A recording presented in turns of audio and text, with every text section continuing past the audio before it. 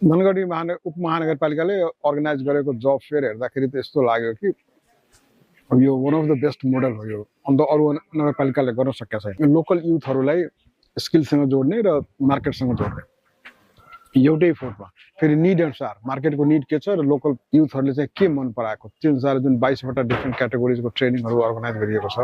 600 जना, यो फेरि म्युनिसिपालिटीको होइन, यो प्रदेशलाई नै जुन जसरी टार्गेट गरिएको छ त्यो युनिक मोडल हो। त्यस म अब कामना गर्दछु यसले चाहिँ भोलि पर्सि युथहरूलाई इम्प्लोइमेन्ट क्रिएट गर्न र प्रदेशलाई नै अगाडि बढाउनलाई यसले ठुलो सहयोग र टेवा दिन्छ। It is one of the best practices. र जहाँ गएर हेरेँ मैले, त्यहाँभित्र हेर्दाखेरि कस्तो फिल भयो भने प्रशिक्षकहरू पनि सबै स्थानीय नै हुनुहुँदो रहेछ। अनि डिफ्रेन्ट विधामा काम गरिरहेको, डिफ्रेन्ट विधामा प्र्याक्टिस गरिरहेको र पढ्न आउने सिक्न आउनेहरू पनि सबै स्थानीय छ। सो कहीँ कुनै ब्यारियर, ल्याङ्ग्वेजको कल्चरको कुनै ब्यारियर छैन।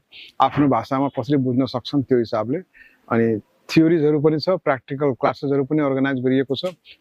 त्यो हिसाबले एकदमै जसले ट्रेनिङ लिन आएको छ मलाई लाग्छ उनीहरूले राम्रोसँग सिक्नेछन् र भोलि पर्सिको जब मार्केटमा पक्कै त्योमध्ये भनौँ 60-70% पनि पक्कै जान्छ जस्तो लाग्छ।